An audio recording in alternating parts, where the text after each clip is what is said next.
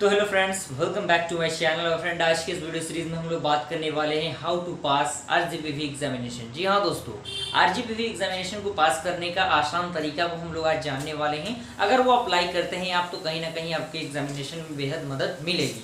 क्योंकि देखिए, बहुत सारे स्टूडेंट ऐसे होते हैं कि जो फाइनल ईयर में भी चले जाते हैं लेकिन उनको तरीका पता नहीं होता। आप तरीके को अगर समझ जाएंगे तो कहीं ना कहीं आपका पेपर क्लियर हो जाएगा, यानी आपका पेपर रुकेगा नहीं।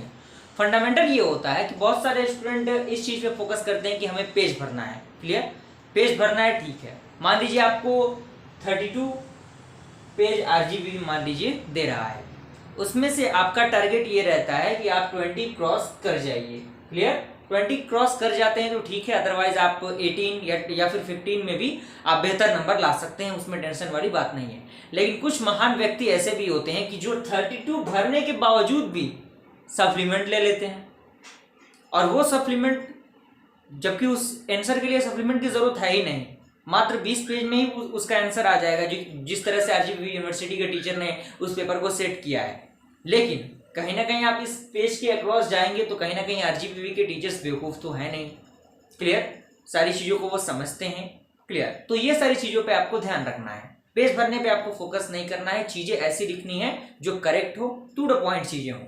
और साथ ही साथ आपको क्या करना है, पैराग्राफ में चीजें नहीं लिखनी है। देखिए, पैराग्राफ में चीजें लिखने का मेरा मेन पर्पस ये है कि आप अगर पॉइंट वाइज चीजें लिखेंगे, जैसे मान लीजिए एक पॉइंट आपने लिख दिया उस टॉपिक के बारे में, दूसरा पॉइंट लिख दिया उस टॉपिक के बारे में, तीसरा पॉइंट लिख दिया, आप पॉइंट वाइज लिखेंगे ना तो चीजें आपकी क्लियर नजर आएंगी, साफ साफ आपका चीज दिखेगा, कंटेंट आपका बेहतरीन होगा, हेडिंग आप सही से देंगे, पॉइंट आप सही से देंगे।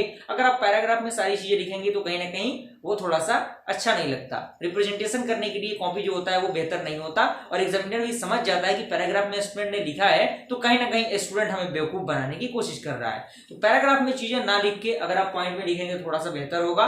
और डायग्राम वाला जो कंसेप्ट है तो डायग्राम को आप बेहतरीन बनाने की कोशिश कीजिएगा, क्योंकि इस बार 4th सेमेस्टर का भी एग्जामिनेशन है जिसमें सीयूए का पेपर जो है वो डायग्राम बेस्ड है। तो डायग्राम, सॉफ्टवेयर इंजीनियरिंग में भी डायग्राम है, तो डायग्राम अच्छी तरीके से आपका पता होना चाहिए। नेम के साथ उसको आप याद कर लीजिए, कंसेप्ट आप प्रैक्टिस करना स्टार्ट कर दीजिए। और जो भी नोट्स वगैरह चाहिए उसके लिए टेलीग्राम ग्रुप का लिंक आपको मिल जाएगा डिस्क्रिप्शन में, आप टेलीग्राम ग्रुप में जुड़कर डायरेक्टली मुझसे कांटेक्ट करके नोट्स वगैरह एक्सेस कर सकते हैं। क्लियर, तो ये सारा कंसेप्ट है जो कि आपको अप्लाई करना है। और देखिए, आपको मान के ये चलना है कि मान लीजिए किसी भी क्वेश्चन का आपको आंसर नहीं पता है, लेकिन इतना तो आप बेवकूफ है नहीं कि उसके बारे में कुछ नहीं पता होगा। इतना तो पता होगा ना कि ये पार्ट सॉफ्टवेयर इंजीनियरिंग का है, या फिर मैथमेटिक्स का पार्ट है, या फिर डिजिटल सिस्टम का पार्ट है, या फिर ऑपरेटिंग सिस्टम का पार्ट है। तो कम से कम आप उतने चीजों के अच्छी तरीके से लिखने की कोशिश कीजिएगा, जिससे कि आप छोड़ के क्वेश्चन नहीं आएंगे, थोड़ा सा बेहतर होगा। क्योंकि 5 क्वेश्चन तो आपको अटेम्प्ट करने ही करने हैं, और सबसे पहले वैसा क्वेश्चन आपको उठाना है जो आपको 100% याद हो,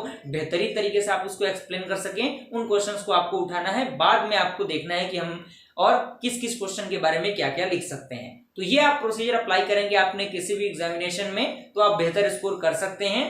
तो अगर बेहद पसंद आया होगा तो वीडियो को लाइक जरूर कीजिएगा, और चैनल पहले बना चैनल को सब्सक्राइब कीजिए। मिलता है ऐसे इंटरेस्टिंग वीडियो के साथ, तब तक के लिए थैंक यू।